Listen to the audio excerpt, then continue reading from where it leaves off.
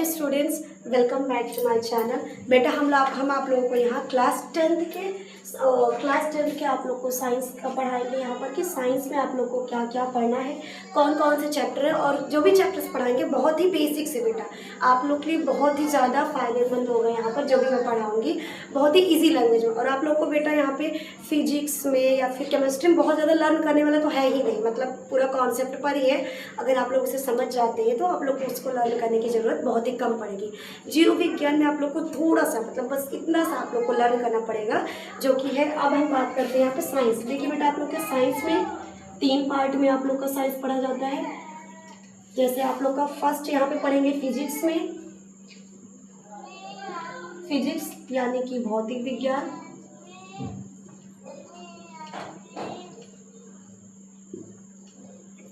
दूसरा आप लोग पढ़ेंगे केमिस्ट्री यानी कि रसायन विज्ञान।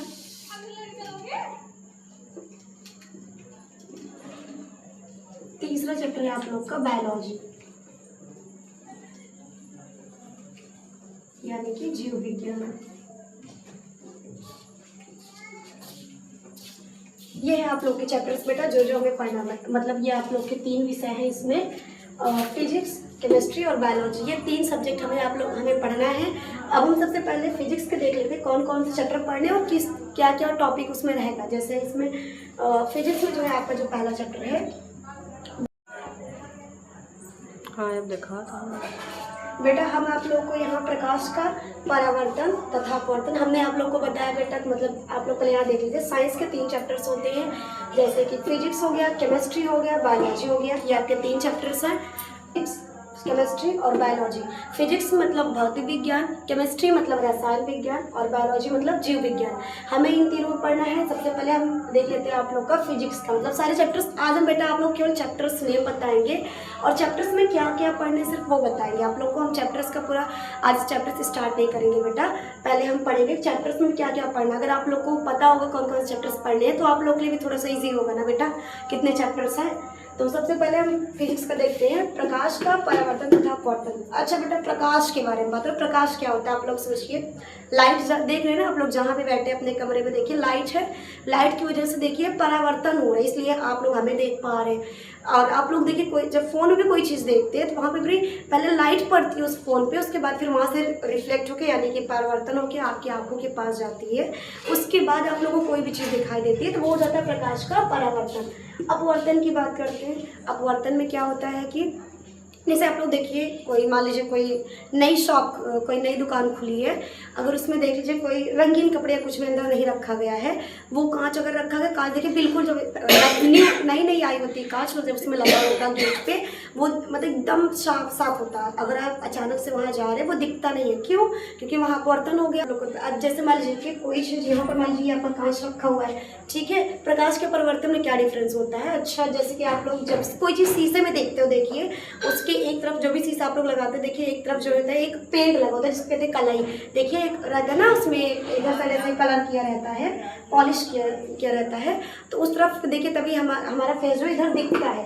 लेकिन हमारा जब प्रकाश का परावर्तन होगा उसमें पॉलिश नहीं किया जाता, इसमें ये कांच ऐसे सीधा सीधा रहता है। जैसे कि खिड़कियों में देखिए जो आपका कांच लगा होता है उसमें कोई कलर नहीं किया जाता, दोनों साइड वैसे रहता है। इसमें क्या होता है कि जो सूर्य की किरणें आती हैं वो यहाँ से लौटने के बजाय क्या करती है, इसी को पूरा ऐसे क्रॉस करके चली जाती है। अच्छा देखिए बेटा ये जो लाइन है ये यहाँ से जानी चाहिए थी, लेकिन यहाँ से जाने के बजाय यहाँ से चली गई ना। मतलब जब ये इसी सीधे पे जानी चाहिए थी, लेकिन यहाँ से जाने के बजाय ये यहाँ से चली जा रही है या फिर यहाँ से चली जा रही है। अपने जगह देखिए थोड़ा सा हट जा रहा है। यही एग्जाम्पल आप देखिए, जैसे मान लीजिए कि एक आपका ये ग्लास है, ये ग्लास हो गया, अगर इसमें मान लीजिए हमने कोई पत्थर या फिर कोई कॉइन, कोई सिक्का कुछ भी डाला हुआ है, अब ये जब इसको हम लोग देखेंगे प्रकाश के परावर्तन की वजह से क्या होगा, ये आपको या तो इधर देखेगा या तो इधर दिखेगा।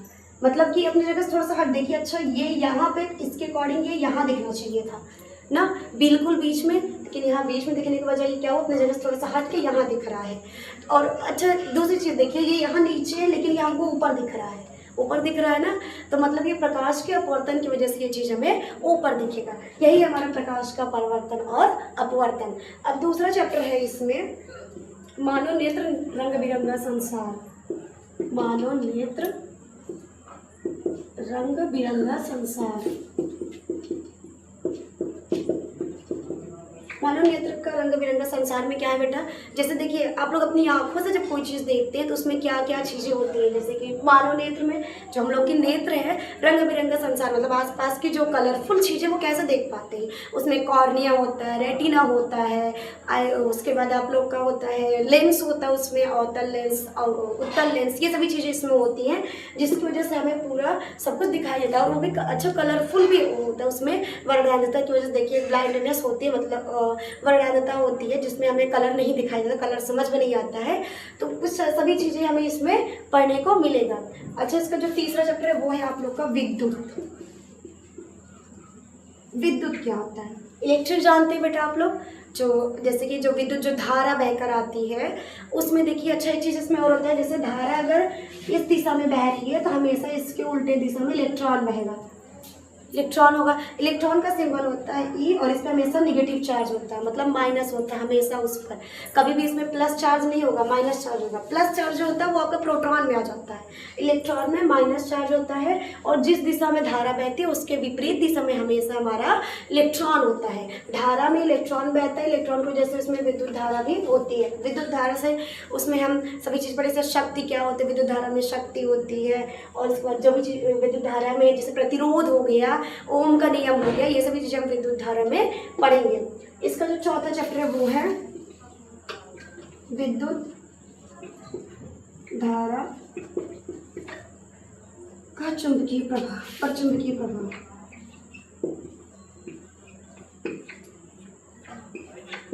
विद्युत धारा का चुंबकीय प्रभाव, अच्छा इसमें क्या क्या काम करता है, जैसे कि जनरेटर हो गया आप लोग का बेटा, देखिए जनरेटर होता है, जनरेटर में जब देखिए चालू करते हो उसके आस वहाँ पर भी देखिए कि चुंबकीय क्षेत्र उत्पन्न हो जाता है, वहाँ पर अगर आप कभी चेक करेंगे तो वहाँ पे चुंबकीय क्षेत्र उत्पन्न हो जाता है। या फिर कोई चीज़ जैसे देखिए ना, एक जैसे ये मान लीजिए आपका चुंबक है, इसमें ये नॉर्थ और ये साउथ होता है, इसमें क्या होता है जो चुंबकीय बल रेखाएँ होती है वो हमेशा इस साइड से निकल के इस साइड में आती है, फिर उसके बाद इसी में अंदर से होते होते जाके फिर इधर से निकल के हमेशा दक्षिण से लेके उत्तर की साइड में आती है। मतलब और अच्छा ये भी है कि कभी भी ये मतलब ऐसा नहीं कि यहाँ से निकल के आ रही तो यहाँ चली आई, नहीं, ये हमेशा इसी तरफ होगी।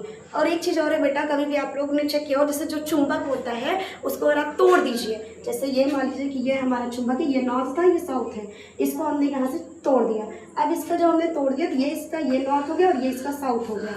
अब अगर ये सोचिएगा इस वाले नॉर्थ को लाके अगर यही चीज़ यहाँ पे आप, ये नॉर्थ हो गया साउथ हो गया, ये इसका हो गया और इसका जो नॉर्थ साउथ है हम इसी को पलट के ये नॉर्थ ये साउथ कर दिए, तो नॉर्थ कभी भी देखिए दूसरे को अट्रैक्ट नहीं करेंगे, मतलब चिपकेंगे नहीं वहाँ पे। आप लोग खुद भी चेक करिएगा बेटा कि जो चुंबक होता है, चुंबक में जो है कभी भी उत्तर दिशा को नहीं, मतलब अगर दोनों पोल में जो दोनों साइड है, दोनों में अगर उत्तर है तो दोनों साइड में वो चिपकेंगे ही नहीं, लेकिन अगर उत्तर को दक्षिण से आप करेंगे तो तुरंत चिपक जाए फटाक से, देखिए उसमें चिपकता है ना, मतलब उत्तर को दक्षिण दिशा से। अगर आप लोग को चुंबक में चेक करना कौन सा उत्तर दिशा का कौन सा दक्षिण दिशा के है, तो उसमें आप लोग क्या करिए, उस चुंबक को पहले थोड़ा सा तोड़ दीजिए, तोड़ने के बाद क्या करिए उसको दो साइड पहले एक साइड से मैच करिए, देखिए अगर वो चिपक जा रही है मतलब वो एक साइड नॉर्थ है दूसरा साइड जो है साउथ है, यानी कि एक तरफ उत्तर है दूसरी तरफ दक्षिण है। और फिर उसको आप पलट दीजिए, फिर उसके एक ही को पलटिएगा, दोनों को मत पलटिएगा बेटा, सिर्फ एक ही को पलटिएगा उसमें, फिर देखिए वो दोनों चिपकते कि नहीं चिपकेंगे, इसका मतलब उन दोनों का जो दिशा है सेम है, यहाँ भी आपका नॉर्थ है यहाँ भी आपका नॉर्थ है। जब नॉर्थ दोनों साइड है तो इसका मतलब है कि वो जो है वहाँ नहीं चिपकेंगे, तो वहाँ पे चुंबकीय क्षेत्र नहीं उत्पन्न होगा।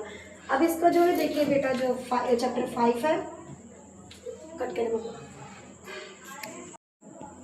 इसका बेटा देखिए जो 5 वाला चैप्टर है वो है ऊर्जा के स्रोत। ऊर्जा के स्रोत क्या होते हैं, ऊर्जा जो है देखिए एक ऊर्जा जो सीधा से इसका जो परिभाषा होती है वो होती है, मतलब ऊर्जा को आप ना तो उत्पन्न किया जा सकता है ना ही खत्म किया जा सकता है, उसको एक रूप से दूसरे रूप में हम लोग क्या करते हैं रूपांतरित कर देते हैं, मतलब एक रूप से दूसरे रूप में उसको बदल देते हैं। जैसे देखिए आप लोग जैसे विद्युत है, विद्युत को देखिए हम लोग जो है जब हमारे घर में आते जो हमारे घर में इन्वर्टर होता है वो क्या करता है, इन्वर्टर में जाता है, इन्वर्टर में वहाँ से फिर रासायनिक ऊर्जा में बदल होता है, फिर वहाँ से रासायनिक ऊर्जा से जब लाइट चली जाती है फिर वहाँ से विद्युत में बदल के फिर पूरे घर में वो सप्लाई करता है। तो वैसे ही अच्छा आप लोग वो भी देखिए ना बेटा, जो रासायनिक ऊर्जा होती है वो जानते हैं आप लोग, जो एक बैटरी वाला जो बनता है, बैटरी से हम देखिए उसमें जैसे ग्लास वगैरह ले लेते हैं, उसमें थोड़ा सा जो गाय का जो मल वगैरह होता है उसमें ऐसे डाल के उसके बाद इसमें एक बैटरी लगा देते हैं, बैटरी लगाते हैं देखिए उसको, फिर हम यहाँ से इसको जोड़ते हैं। जो इसमें ये होता है, इसमें देखिए रसायन ऊर्जा होती है, रसायन ऊर्जा होती है। रसायन ऊर्जा से फिर इसमें जो है ये क्या करता है, ये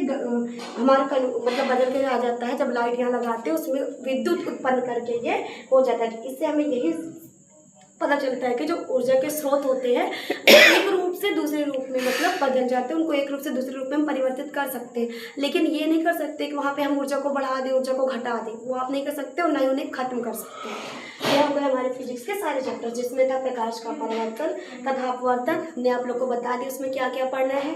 दूसरा था मानव नेत्र रंग बिरंगा संसार, ये भी हमने आप लोग को बता दिया कि आंखों से जो भी चीज़ें हम देखते हैं कलरफुल दिख रहा है वो सब मानव नेत्र रंग बिरंगा संसार में आएगा।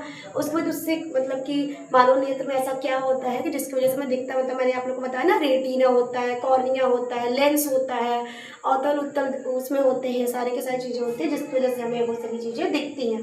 विद्युत हमने बताया, धारा जो होती है, धारा में हमेशा धारा के विपरीत दिशा में इलेक्ट्रॉन बहता है, ये भी हमने बताया। धारा में आप लोग को प्रतिरोध पढ़ना है और उसके बाद आप लोग को इसमें ओम का नियम पढ़ना है, ये सभी चीज़ें इसमें पढ़ना है। विद्युत धारा पर चुंबकीय प्रभाव, ये सभी चीज़ें भी पढ़नी है। विद्युत धारा पर चुंबकीय प्रभाव में आप लोग को ये भी पढ़ना है कि आप लोग के ये फ्लेमिंग के दाएं हाथ का नियम, बाएं हाथ का नियम, किरचॉफ का नियम, ये सभी चीज़ें इसमें हम पढ़ेंगे। ऊर्जा के स्रोत भी पढ़ेंगे। हमने आप लोग को बताया ना कि एक रूप से दूसरे रूप में हम इसको परिवर्तित करते रहते हैं।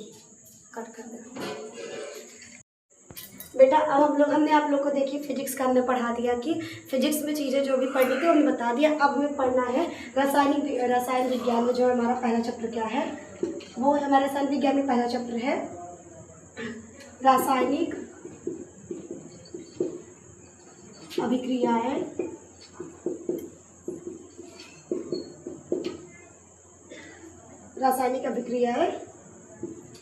एवं समीकरण।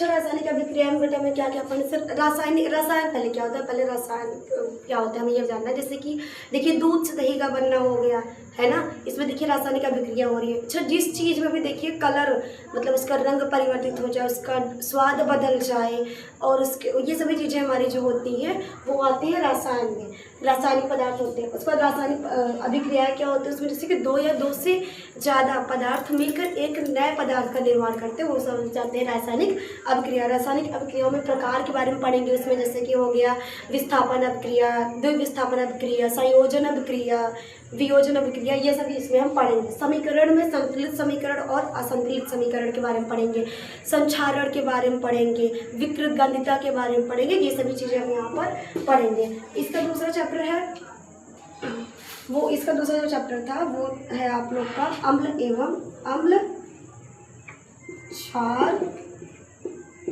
एवं लवण। अच्छा, अम्ल क्या होता है बेटा, अम्ल जानते हैं आप लोग, जैसे कोई चीज़ जो खट्टी चीज़ें जितनी होती हैं, जैसे नींबू हो गया, इमली हो गया, जो खाते हैं ना एकदम टक टक करते हैं उसमें, वो सभी चीज़ें आप लोग की अम्ल में आ जाती हैं। क्षार में क्या होता है कि जैसे कि जो थोड़ी सी कड़वी होती है वो आप लोग का क्षार में आ जाता है। लवण में नमक जानते हैं बेटा, नमक जो होता है वो हमारे लवण में आ गया। ये सभी चीज़ इसमें हम पढ़ेंगे। उसके बाद अच्छा इसमें एक चीज़ और पढ़ेंगे, वो है pH स्केल, मतलब pH मान के बारे में पढ़ेंगे, मतलब कि वो अम्ल है कि क्षार है, वो pH मान से हम लोग बता सकते हैं। उसमें उन सभी के कुछ जैसे कितना उसमें अम्ल है, जैसे कि जो ब्लड होता है उसमें जो हो सकता है 0.7 फिर 1.7, ऐसे हर चीज़ में कुछ।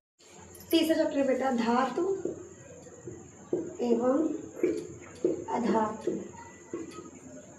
इसमें हम बेटा धातु और अधातु के बारे में पढ़ेंगे। अच्छा, धातु क्या होता है, धातु में आप लोग जैसे हीरा ले लीजिए, हीरा जो होता है ना, हीरा में देखिए धातु जैसे कुछ इसमें गुण के बारे में बात करेंगे, मतलब धातु कैसे जानेंगे। धातु में क्या होता है, ठोस होता है उसमें। अच्छा, दूसरी चीज़ ये क्या होती है, अगर किसी चीज़ से उसको हम फोड़ते या तोड़ते हैं तो तुरंत छोटे छोटे टुकड़ों में टूट जाता है, लेकिन अधातु में ऐसा नहीं होता।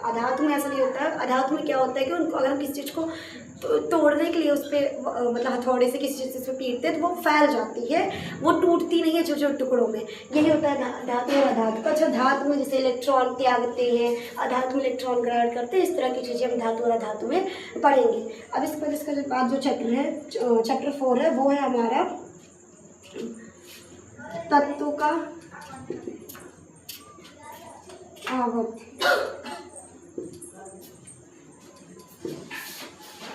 तत्वों को आवर्त के बारे में पढ़ेंगे, मतलब तत्वों के आवर्त में उसमें कितने मतलब कि इसमें आवर्त सारणी के बारे में टोटल पढ़ेंगे कि मतलब कितने उसमें एलिमेंट्स मतलब कितने तत्व हैं, कौन सा तत्व किस परमाणु क्रमांक उसका कौन सा तत्व का कितना परमाणु क्रमांक है, कितना परमाणु भार है, ये सभी चीज़ें इसमें हम पढ़ेंगे। इसके बाद इसमें एक चैप्टर और है और वो है मम्माकत का। अब इसके बाद है बेटा कार्बन तथा उसकी यौगिक।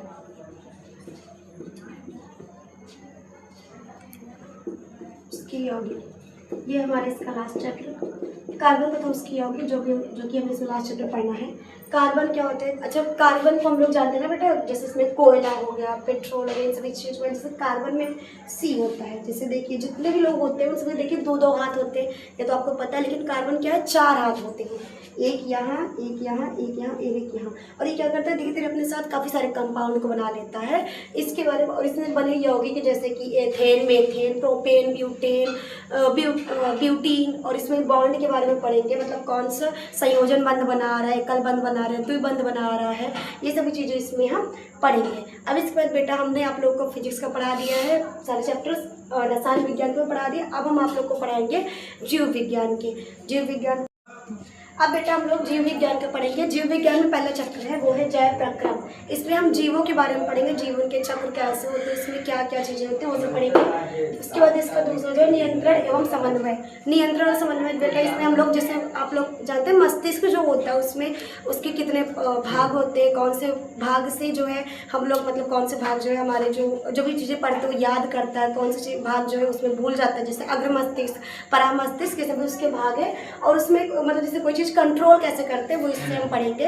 जैसे कि आप लोग देखिए ना, जब आप लोग छींकते हैं उसमें आप लोग की पलक तुरंत बंद हो जाती है ना, और उसके बाद जैसे आग के पास अपना हाथ ले जाते हैं, आप नहीं चाहते मतलब तब भी तुरंत फटाक से हटाते हैं, तो ये सभी चीज़ें इसमें हम पढ़ेंगे। उसके बाद है जीव जनन कैसे करते हैं, मतलब जीवों में जनन कैसे होता है, अपने जैसे एक नए जीवों को उत्पन्न करना जीव जनन कहलाते हैं, और जीव जनन कैसे करते हैं उसके बारे में हम यहाँ पे पढ़ेंगे। चौथा चैप्टर है अनुवांशिकता एवं जैव विकास। मतलब अनुवांशिकता यहाँ पे मतलब पीढ़ी दर पीढ़ी जो अनुवांशिकता होती है, जो मनुष्य है उनमें अनुवांशिकता पाई जाती है, जैसे जीन्स जो होते हैं वो सभी इसमें पाए जाते हैं। जैव विकास, मनुष्य मतलब विकास कैसे किया, जैसे आप लोग पहले के मनुष्य को देखें ना, आप लोग जानते होंगे पहले बंदर के टाइप में थे, उसके बाद धीरे धीरे जिस चीज़ों की उनको जरूरत नहीं थी वो सभी उसमें से हट गए, उसके बाद धीरे धीरे आज हम लोग की तरह मतलब इतना विकास हो गया है। अब इसके बाद है हमारा पर्यावरण। इसमें हम लोग पर्यावरण के बारे में पढ़ेंगे, मतलब हमारा पर्यावरण जो है वो किस तरह से होता है और कैसे कार्य कर, पर्यावरण में क्या होता है, जैसे कि पर्यावरण में धूल वगैरह जो पड़ जाता है हमारे इन्वायरमेंट में, इन सब कौन कौन सी गैस पाई जाती है, ये सभी चीज़ें इसमें हम पढ़ते हैं। 6 चैप्टर है वो है प्राकृतिक संसाधन एवं संपोषित प्रबंधन। प्राकृतिक संसाधन के बारे में पढ़ेंगे। प्राकृतिक संसाधन क्या क्या होता है, जैसे कि जल हो गया, आप लोगों का वायु हो गया, मिट्टी हो गई, इसमें आपके प्राकृतिक संसाधन, पेड़ पौधे हो गए, ये सभी आपके प्राकृतिक संसाधन ही तो हैं। इनसे देखिए हम लोग अपनी जो लाइफ को जो है सर्वाइव करते हैं ना, अपने जीवन को जीते हैं। अगर सोचिए अगर पानी ना हो, हवा ना हो, ये सभी चीज़ें ना हो तो क्या हम लोग अपने जीवन को सर्वाइव कर पाएंगे, अगर जीवन को अच्छे से जी पाएंगे? नहीं हो पाएगा, क्योंकि बेटा हर चीज़ की जो है हमारे लाइफ में अलग अलग अपनी इंपॉर्टेंस होती है। तो ये सभी चीज़ें हमें बेटा पढ़नी है। इसमें मतलब आप लोग को बस थोड़ा बहुत ही लर्न करना है, बाकी टोटली बहुत ही ज़्यादा इजी और सिंपल लैंग्वेज में आप लोग को पढ़ाएंगे बेटा। ये है हमारे सारे चैप्टर्स। अब हम आप लोग को आज बेटा कोई भी टॉपिक्स नहीं पढ़ाएंगे, हर टॉपिक्स में उम्मीद है हमने आप लोग को कुछ ना कुछ डिटेल में तो बताया होगा, बाकी आप लोग को हम चैप्टर वाइज डेली आप लोग को टॉपिक वाइज पढ़ाते रहेंगे। Thank you.